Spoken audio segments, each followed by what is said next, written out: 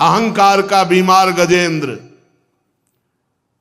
जब ग्राह रूपी रोग ने पकड़ा, पूरा उपाय कर लिया, 1000 वर्ष तक उपाय ही उपाय, हाथी हाथिनियां सब प्रयास किए, अपना बल लगा लिया,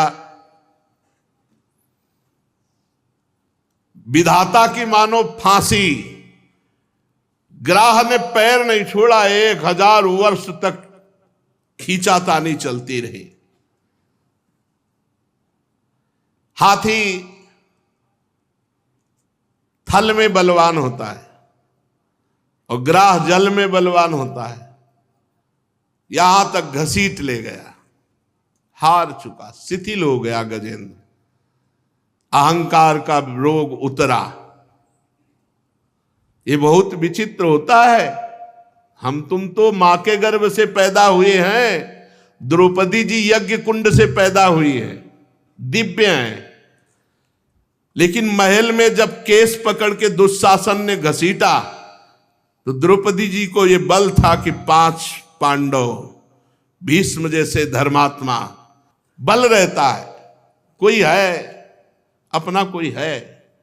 आखिरी में जब देखा द्रौपदी जी ने पूरा इतना सब होने के बाद कि कोई मेरा नहीं, तब पुकारा। 1000 वर्ष गजेंद्र के बीतते नहीं, मिनट में हरि बचा लेते, लेकिन ये अहंकार का रोग, ये अहमता ममता ये नष्ट नहीं होती। अहम मम, मेरा कोई है, मैं कुछ कर सकता हूं, अहम मम ये भगवान से जुड़ने नहीं देता। एक अहमता ममता ये जग में है दुख जाई, ये जब श्री जी की ओर लगे तो होत परम सुखदाई। बड़े ये दलित दुर है, अहमता ममता भगवान से विमुख करती रहती है। जब गजेंद्र ने देखा कि अब एक झटके में मैं डूब जाऊंगा, तो उसको पूर्व जन्म में जो स्तोत्र जप करता था उसकी याद आ गई। उसने विचार किया कि अगर बचा सकते हैं तो केवल हरि बचा सकते हैं। ओम नमो भगवते तस्मै यत् एतच्चिदात्मकं पुरुषायादि बीजाय परेशायाभि धीमहि यस्मिन्निदं यतश्चेदं येनेदं या इदं स्वयं योस्मात् परस्माच् परस्तम प्रपद्ये स्वयं भुवम।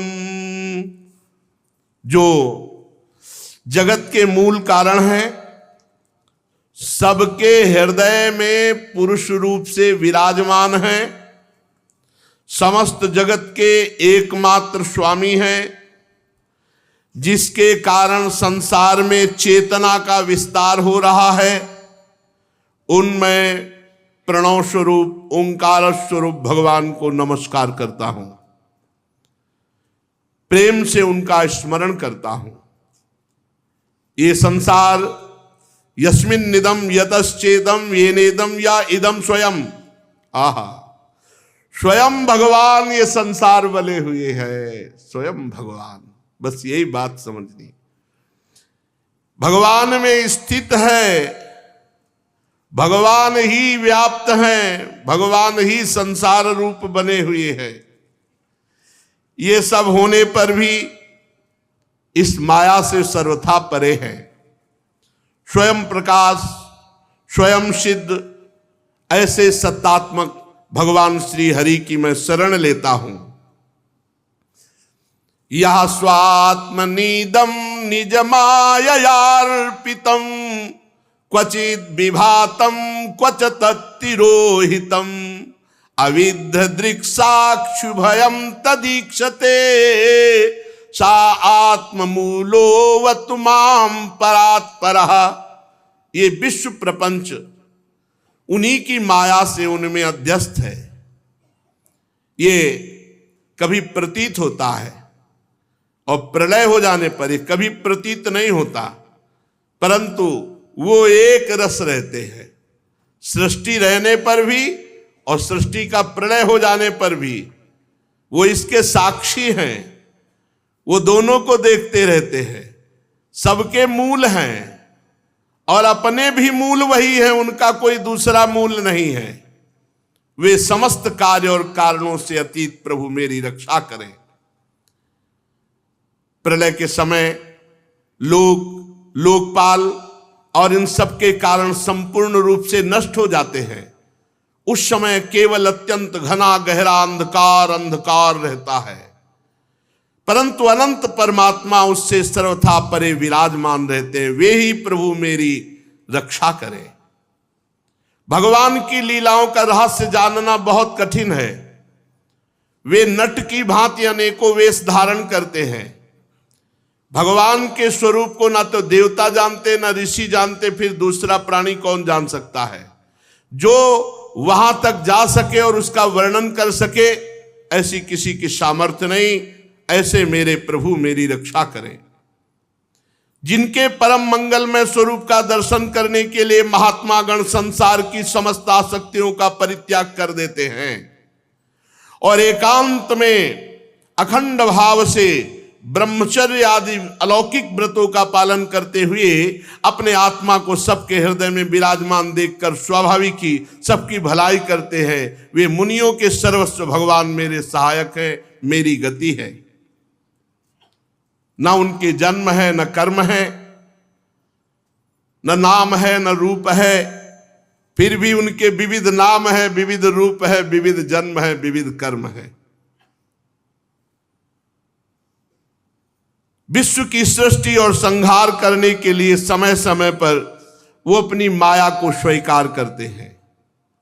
उन्हीं अनंत शक्तिमान सर्वेश्वर परब्रह्म परमात्मा को मैं नमस्कार करता हूं। वो अरूप हैं, उनके कोई रूप नहीं, और वो बहुरूप हैं, उनके बहुत से रूप हैं। वो अकर्म हैं, वो कोई कर्म नहीं करते और सर्व कर्म उन्हीं से होते हैं और उनके कर्म बड़े अत्यंत आश्चर्य में होते हैं। ऐसे सर्वाश्चर्य में भगवान की मैं शरण में हूं, मैं उनको नमस्कार करता हूं। स्वयं प्रकाश, सबके साक्षी परमात्मा को मैं नमस्कार करता हूं।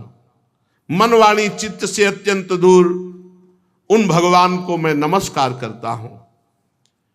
विवेकी पुरुष कर्म संन्यास अथवा कर्म समर्पण के द्वारा अपने अंतःकरण को शुद्ध करके जिन्हें प्राप्त करते हैं, स्वयं तो नित्य मुक्त परमानंद ज्ञान स्वरूप हो जाते हैं, वो दूसरों को भी भगवत प्राप्ति करा देते हैं। ऐसे भगवान श्री हरि को मैं नमस्कार करता हूं। भगवान सतोगुण, रजोगुण, तमोगुण, इन तीन गुणों के धर्म को स्वीकार करके शांत, घोर और मूल अवस्था भी धारण करते हैं और वो तीनों गुणों से परे भी रहते हैं। ऐसे भगवान को मैं नमस्कार करता हूं, बार बार नमस्कार करता हूं। हे प्रभु, आप सबके स्वामी हैं, समस्त क्षेत्रों के एकमात्र ज्ञाता, सर्व साक्षी हैं। हे सर्व साक्षी प्रभु, मैं नमस्कार करता हूं। आप स्वयं ही अपने कारण हैं, पुरुष और मूल प्रकृति रूप में भी आप ही हैं। आपको बारंबार नमस्कार है। आप समस्त इंद्रिय और उनके विषयों के दृष्टा हैं, समस्त प्रतीतियों के आधार हैं। अहंकार आदि छाया रूप असत वस्तुओं के द्वारा आपका ही अस्तित्व प्रकट होता है। प्रभु, समस्त वस्तुओं के रूप में आप भास रहे, गजब है। सब भगवान बने हुए, समस्त वस्तुओं के रूप में आप हैं। मैं आपको नमस्कार करता हूं। आप सबके मूल कारण हैं, आपका कोई कारण नहीं, तथा कारण न होने पर भी आप में विकार या परिणाम नहीं होता, इसलिए आप अनोखे हैं। आपको मेरा बार बार नमस्कार है। जैसे समस्त नदी झरने कहीं भी हो, वो सब समुद्र से ही निकले, समुद्र में ही जाएंगे। समुद्र से सूर्य रश्मियां जल खींचती हैं, वर्षा करती हैं, उसी से तालाब, झरने, झील, नदियां और सबका पानी फिर वहीं पहुंच जाता है। वैसे ही आप समस्त वेद शास्त्रों के परम तात्पर्य हैं। आप मोक्ष स्वरूप हैं। संत जन आपकी शरण ग्रहण करते, अतः भगवान आपको नमस्कार है। जैसे यज्ञ के काष्ठ अरण्य में अग्नि गुप्त रहती है और मंथन करने पर प्रकट होती है। ऐसे इस जगत में माया से आप ढके हुए हैं, पर मंथन करे विचार ज्ञान तो आपका अनुभव होता है। प्रभु गुणों में क्षोभ होने पर उनके द्वारा विविध प्रकार की सृष्टि की रचना का आप संकल्प करते हैं। जो लोग सन्यासी हैं वो कर्म संन्यास करके, जो भक्त हैं वो कर्म समर्पण करके, आत्म तत्व का ज्ञान प्राप्त करके वो वेद शास्त्रों के ऊपर उठ जाते हैं। ऐसे आत्मा के स्वरूप में आप ही सबके विराजमान हैं। ऐसे श्री हरि को मैं नमस्कार करता हूं। जैसे कोई दयालु पुरुष फंदे में पड़े हुए पशु का बंधन काट दे, वैसे ही आप शरणागतों के माया बंधन को काट देते हैं। आप नित्य मुक्त हैं, परम करुणामय हैं। भक्तों का कल्याण करने में आप कभी आलस्य नहीं करते। आपके चरणों में मेरा नमस्कार है। समस्त प्राणियों के हृदय में अपने अंश के द्वारा अंतरात्मा के रूप में आप उपलब्ध होते हैं। ऐसे सर्वेश्वर पूर्णानंत महिमाशाली भगवान को मैं नमस्कार करता हूं। जो स्त्री में आसक्त है, शरीर में आसक्त है, पुत्र में आसक्त है, बड़े बूढ़ों माता पिता ग्रह संपत्ति इनमें आसक्त है और आपका भजन नहीं करता, बड़ी कठिन माया है, पार करना बड़ा मुश्किल है और वो दुर्गति को प्राप्त होते हैं। क्योंकि जब तक आपका भजन नहीं होगा, जब तक आप में आसक्ति नहीं होगी, तब तक माया मुक्त नहीं हुआ जा सकता। जीवन मुक्त पुरुष सदैव आपका निरंतर हृदय में चिंतन करते रहते हैं। ऐसे सर्वेश्वर ज्ञान स्वरूप श्री भगवान को नमस्कार है। जिनकी अत्यंत छोटी कला से अनेकों नाम रूप के भेद ब्रह्मादि देवता चराचर लोक की सृष्टि होती है, उन भगवान को मैं मन से, बुद्धि से, इंद्री से, शरीर से नमस्कार करता हूं। आपकी माया अहंकार प्रकट करती है, जिससे जीव अपने स्वरूप को भूल जाता है और देह भाव में आ जाता है। जीव अपने स्वरूप को ना जानने के कारण आप सर्वशक्तिमान महामाधुर्य में भगवान के सुख से वंचित रह जाता है। परीक्षित, गजेंद्र ने बड़ी ज्ञानमयी भगवान की स्तुति की। भिन्न भिन्न नाम रूपों में भगवान ही प्रकाशित है, पर गजेंद्र की स्तुति सुनकर के स्वयं भगवान दौड़ पड़े। विश्व के एकमात्र आधार भगवान गजेंद्र की तरफ दौड़े। देखा कि वो बहुत पीड़ित है। वेदमय गरुड़ पर सवार होकर चक्रधारी भगवान बड़ी शीघ्रता से दौड़ पड़े।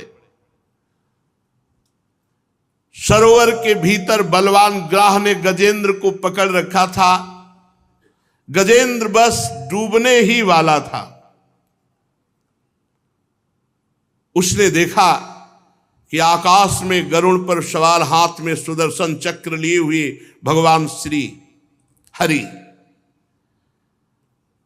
उसने उस सरोवर से पुष्प सूर्ण में लिया और ऊपर उठाया और बड़े आर्त भाव से भगवान को पुकारा, हे हरि, हे नारायण, हे जगत गुरु, हे भगवान, आपको नमस्कार है। कूद पड़े भगवान, गरुड़ जी को छोड़ दिया और एक हाथ से पकड़ करके ग्राह और गजेंद्र दोनों को बाहर निकाला और सुदर्शन चक्र से ग्राह को परम पद दिया और गजेंद्र को भगवान दुलार किए। परीक्षित, ब्रह्मा शंकर आदि बड़े बड़े देवता भगवान श्री हरि के ऊपर पुष्पों की वर्षा करने लगे। सुदर्शन चक्र के स्पर्श से ग्राह को वो गति मिली जो बड़े बड़े ऋषि मुनि तपस्या करके चाह करते हैं। ग्राह तुरंत आश्चर्य में दिव्य शरीर धारण किया। ये हुहू नाम का श्रेष्ठ गंधर्व था। देवल ऋषि के शाप से उसको ये गति प्राप्त हुई थी। भगवान के प्रिय पार्षद सुदर्शन चक्र के स्पर्श से वो शाप मुक्त हो गया। सर्वेश्वर भगवान के चरणों में प्रणाम किया, जो ग्राह शरीर छोड़ करके दिव्य तेजों में गंधर्व, इसके बाद भगवान के सुयश का यश गान करते हुए अविनाशी भगवान की कृपा से वो मनोहर रूप धारण करके अंतर्धान हो गया। भगवान की कृपा से, सुदर्शन जी के स्पर्श से सारे पाप ताप उसके नष्ट हो गए थे। अब गजेंद्र भी भगवान का स्पर्श प्राप्त किया था, उसका भी अज्ञान बंधन नष्ट हो गया और वो आत्मस्वरूप का बोध प्राप्त, बोधवान महापुरुष। और वो उसी समय हाथी के शरीर को छोड़कर पीतांबरधारी चतुर्भुज श्याम शरीर भगवत पार्षद रूप गजेंद्र भी, ये गजेंद्र को भगवान की स्मृति कैसे आ गई? पशु स्वरूप में तो आना ही नहीं चाहिए। तो कह रहे हैं ये पूर्व जन्म में द्रविड़ देश का पांड्यवंशी राजा था, उसका नाम इंद्रद्युम्न था। वो भगवान का श्रेष्ठ उपासक, अत्यंत यशस्वी राजा था। अब जब भगवान में मन लगता है तो संसार के प्रति अरुचि होने लगती। तो राजपाट छोड़कर मलय पर्वत पर जाकर जटाएं बढ़ा ली और तपस्वी का वेश धारण करके मौन लेकर भगवान की आराधना करने लगा। लेकिन ये निषेध है। गृहस्थ धर्म में अपने आप जटा रखाना, अपने आप वेश धारण कर लेना, यह निषिद्ध है। किसी गुरु, किसी महापुरुष, किसी आचार्य का अनुसरण करो, उनकी शरण में जाओ, उनकी आज्ञा के अनुसार ऐसा करो। मनमानी करना अपराध है। उसी समय अगस्त ऋषि अपनी शिष्य मंडली के साथ मलय पर्वत पर पहुंचे। राजा से पूछा किसकी आज्ञा से जटा बढ़ा ली? अब वो ऐसे तपस्वी अपने को समझ लिए कि ना खड़े हुए, ना प्रणाम, ना कोई। यही उद्दंडता हुई। दो प्रकार की उद्दंडता। माना तुम्हारा मन गृहस्थ में नहीं लग रहा था तो किसी विरक्त महापुरुष के पास जाते, उनकी आज्ञा के अनुसार परिवर्तन करते। अब वो अपने आप गृहस्थ धर्म के वेश का त्याग कर विरक्त धर्म के वस्त्र धारण कर लिए। और तब उन्होंने कहा कि प्रजापालन, गृहस्थोचित, अतिथि सेवा, धर्म का परित्याग करके ये तपस्वी की तरह वेश धारण किसके द्वारा किया? इंद्रद्युम्न वैसे बैठे रहे, कहा हाथी की तरह बैठा है। बहुत क्रुद्ध हुए। जा, गुरुजनों से शिक्षा नहीं ली, दीक्षा नहीं ली, अभिमानवश इस तरह का वेश तपस्वी का धारण कर लिया और अपमान करता है ऋषियों का। जा, जड़ बुद्धि, हाथी की योनि को प्राप्त हो। पर कैसे भी भगवान का सुमिरन किया जाए वो मंगल करता है। साप वरदान देने में समर्थ अगस्त ऋषि के शाप से ये इंद्रद्युम्न हाथी की योनि को प्राप्त हुए। पर भगवान के नाम जप का ऐसा प्रभाव कि अगले जन्म में अंतिम समय में भगवान की याद आ गई, सब काम बन गया। हाथी की योनि में भगवान की स्मृति आ गई। बड़े सुंदर स्तोत्र का गायन किया और भगवान का साक्षात्कार हो गया और वो परम पद को चतुर्भुज रूप नारायण रूप होकर भगवान के धाम को गए। कुरुवंश शिरोमणि परीक्षित, मैंने भगवान श्री हरि की महिमा और गजेंद्र के उद्धार की ये कथा तुम्हें सुनाई। ये प्रसंग जो सुनेगा तो उसे यश, उन्नति और मनोकामनाएं उसकी पूर्ण होंगी।